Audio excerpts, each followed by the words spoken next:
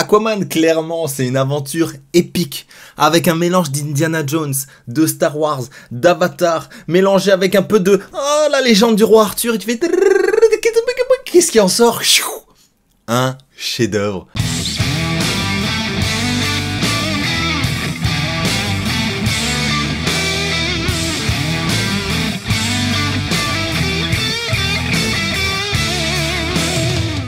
Je n'ai jamais pris autant de plaisir devant un film de super-héros depuis je sais même pas quel film, depuis très longtemps. J'ai eu des larmes aux yeux de joie. Mais c'est véridique, au moins 10 fois pendant le film, tellement il y a des scènes épiques, il y a des scènes incroyables, il y a des scènes émouvantes, c'est beau, les fonds marins sont beaux, la musique est belle, la réalisation, on en parlera plus tard, mais la réalisation est folle. Ce film, je le répète, pour moi, clairement c'est un chef-d'œuvre, c'est le meilleur film de super-héros de ces dernières années. Ils ont réussi à faire, et ça, bravo. Ça, bravo, parce que pour moi, c'est le point le plus positif du film. Ils ont réussi à faire une origin story qui n'est pas chiante. Toute l'histoire se passe dans le présent et dans le futur par rapport à la Justice League, mais ils ont réussi à revenir dans le passé et à expliquer plus ou moins les origines du personnage, comment il a fait son apprentissage, etc. Mais de façon, en termes de réalisation, vraiment stylé. À un moment, par exemple, il y a Aquaman qui est sur une falaise, il saute dans l'eau, et quand il plonge, il arrive dans l'eau, il est enfant, et là, on le voit qu'il s'entraîne à nager, ou à un moment, il se bat à l'épée, il y a des transitions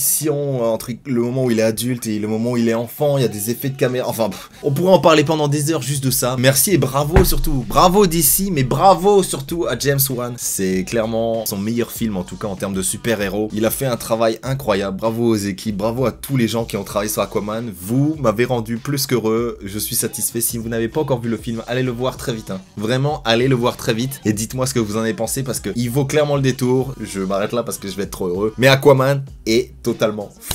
La réalisation du film, pareil, elle est tout aussi folle et incroyable que le film. Il y a des plans séquences vraiment stylés. Par exemple, le premier plan séquence où la mère d'Aquaman se bat quand les Atlantes ils viennent la rechercher et qu'elle doit se défendre, etc. Elle défend son fils et son mari. Le plan séquence est totalement fou. En général, de toute façon, les scènes d'action sont folles. Enfin, tout dans ce film est mis en avant. Tout est beau. Tout est incroyable, je n'ai même pas les mots, enfin j'ai trop de mots en fait, c'est ça le truc, c'est que j'ai trop de mots, donc j'ai pas les mots, tout est fou. La caméra elle bouge tout le temps, sans donner le mal de mer bien évidemment, petit jeu de mots avec Aquaman. Gros point positif de ce film, c'est qu'il y a de l'humour, mais il y en a pas trop. Et ça c'est quelque chose que j'aime, parce que je trouve que chez Marvel, parfois il y a trop d'humour, et chez DC, il y en a pas assez. Là, ils ont fait un doux mélange entre Marvel et DC, il y a beaucoup de blagues, mais c'est pas des blagues de beauf, c'est pas des blagues trop ridicules, il y a un juste milieu, vous voyez, c'est pas trop chiant, il est pas trop sérieux, il est pas trop drôle, donc c'est un mélange plutôt réussi. Et dans l'ensemble, moi ce que j'ai trouvé cohérent justement avec ça et avec l'univers DC, c'est qu'ils ont su garder le côté sombre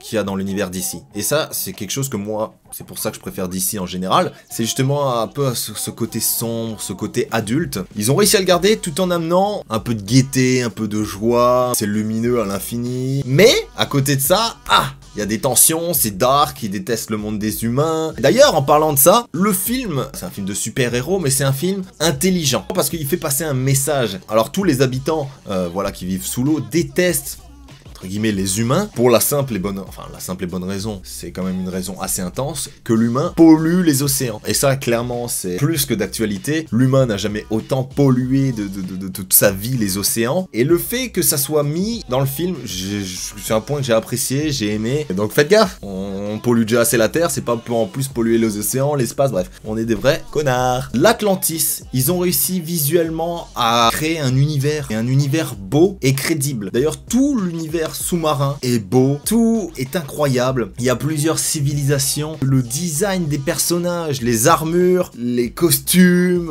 l'origin story de comment ils sont devenus des monstres ou non, elle est plutôt cool je trouve, et ça va clairement dans l'histoire, mais vraiment sous l'eau c'est très cool. Comme je vous l'ai dit, le film, vraiment, il n'y a jamais de moment où je me suis ennuyé, il n'y a pas de moment que j'ai trouvé ridicule. Les méchants sont cool. J'ai un petit bémol avec Black Manta. Au début, clairement, c'est un gros badass, on dirait qu'il s'en fout de tout. Et ensuite, sa quête dans le film devient un peu, pas ridicule, mais elle devient un peu chiante. C'est genre à chaque fois que tu le vois, c'est juste, je veux me venger d'Aquaman, je veux me venger, il a tué mon père, je veux juste me venger d'Aquaman, je veux juste faire ci, je veux juste me venger. Et au final, tu le vois à chaque fois, et il se fait avoir toujours de façon ridicule. Justement la scène en Italie où Aquaman arrive à le vaincre, hein, entre guillemets, parce qu'il y a une scène post-générique, mais chut, il se fait avoir comme une merde, clairement. Et c'est dommage, je pense qu'il aurait mérité d'avoir peut-être un peu plus de travail scénaristique sur lui, qu'on le mette encore un petit peu plus en avant. Mais bon, là c'est juste mon côté exigeant, voilà, encore une fois le personnage est cool, le méchant est cool, mais ils l'ont un peu ridiculisé et je trouve ça dommage. Sinon, dans l'ensemble, tout le casting est très cool. Tous les acteurs sont bons, il y en a même qui sont excellents. J'adore tout, en fait, tous les acteurs sont bons. Alors bien sûr, on pourrait redire, on pourrait chipoter, etc. Mais voilà, dans l'ensemble, les acteurs, c'est un grand oui pour ce film. Ce que j'aime particulièrement, c'est Mera. Mera, parce que autant elle est femme forte quand elle est sous l'eau, vraiment, c'est un personnage ultra badass, ultra stylé, et un personnage féminin mis en avant. Et ça, c'est ce que j'aime chez DC, ils arrivent vraiment à mettre leur personnage féminin en avant. Et en contrepartie, quand elle est sur Terre, elle est un peu innocente, elle est un peu comme une fille qui découvre tout, et ça vraiment c'est quelque chose que j'ai adoré. Et surtout la scène avec les bouteilles de vin, pour ceux qui ont vu le film, là c'est une des scènes je pense les plus épiques de Mera, donc celle-là c'est un grand oui. Ça c'est la chose la plus importante du film, le personnage d'Aquaman, enfin ils l'ont transformé en personnage pas ridicule. Parce que quand tu fais du surf sur le dos d'un dauphin, ou que tu fais du cheval sur le dos d'un hippocampe, ou que tu parles aux poissons, et que ton costume c'est un peu un pyjama, avec des couleurs, hein, on va pas se mentir, un peu ridicule, tu n'es pas l'être humain le plus crédible de la planète Terre, et tu es surtout pas le super-héros le plus badass. Là, ils ont réussi à prendre toutes les références ridicules des comics et à les amener à quelque chose, mais vraiment stylé. À un moment, il y a une dédicace, il nage avec les dauphins, mais il nage pas sur leur dos, il nage avec eux. Une des scènes finales, quand il fait du cheval, ou je sais jamais comment on peut dire ça, il fait de l'hippocampe, voilà, qui est aussi une référence clairement aux comics. C'est tellement bien fait, c'est tellement stylé, c'est tellement badass que t'es genre, waouh, oui,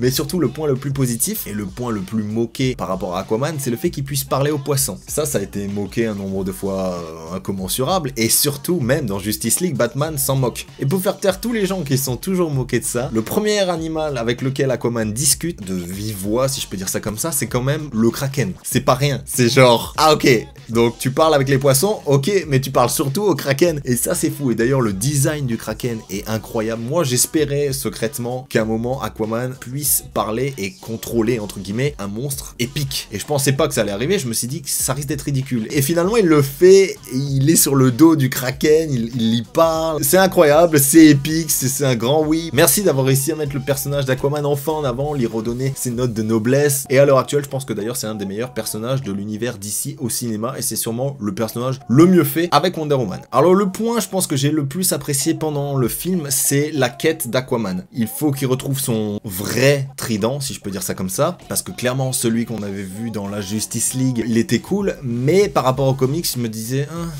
ok, bon, c'est pas le vrai, je suis un peu déçu, tant pis. Là, pour détruire l'erreur qu'il y a eu dans Justice League, même si clairement je respecte Zack Snyder, il y a rien à dire là-dessus, hein, pour moi c'est un héros, ce choix de trident était discutable. Là, encore une fois, ils ont fait quelque chose d'intelligent, son trident il se casse, alors faut qu'il parte à la quête de trident du vrai roi pour enfin prendre la succession et devenir roi et obtenir ses vrais pouvoirs, etc. Ce qui est cool pendant la quête et qui ressort, c'est que normalement les personnages de DC sont basés sur des personnages mythologiques, et là on ressent un peu à travers les villes où ils se déplacent, l'Italie, etc.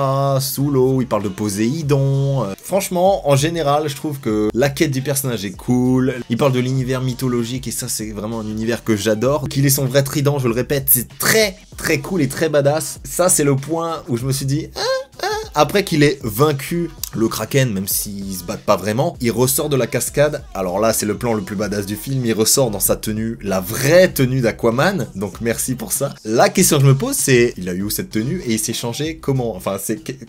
À ce moment-là, je me suis dit ça, mais en même temps, le fan en moi s'est dit, bon, en fait, je m'en fous, c'est tellement beau que c'est un grand oui, c'est un grand oui. Mais je me pose quand même cette question, c'est, ah, ok, bon, tout ou quasiment tout est réussi dans ce film. Alors bien évidemment, ce n'est pas un film parfait, loin de là, mais on s'y approche vraiment de pas grand chose. Les effets spéciaux sont incroyables. Sous l'eau, tout est réussi. Avec un petit bémol, si vous vous concentrez bien sur les cheveux des acteurs, parfois, ils ont pas mis d'animation. On dirait par exemple la scène de combat entre Aquaman et son frère. Quand à un moment tous les spectateurs sont heureux, il n'y a aucun cheveu qui bouge. En tout cas, de ce que je crois et de ce que j'ai vu, d'ailleurs c'est une scène qui est dans la bande-annonce. Parfois, on dirait qu'on n'est pas sous l'eau, mais c'est vraiment rare, parce que dans l'ensemble, les Les effets spéciaux sous l'eau sont incroyables en tout point, ils sont tous réussis. Les jeux de lumière, tous les effets spéciaux de ce film sont juste épiques, c'est incroyable. Ils ont réussi à faire vraiment quelque chose qui était encore jamais vu, une grosse réussite pour les effets spéciaux. Pareil pour le son. Le son en général, quand il parle sous l'eau, enfin tout le son du film est géré à la perfection. Autant la musique en général est très très cool, épique et amène bien les scènes, mais alors il y a quelques chansons, tu te dis mais qu'est-ce que c'est? Surtout une, il y a un remake de Toto, la chanson c'est Africa, qui est fait par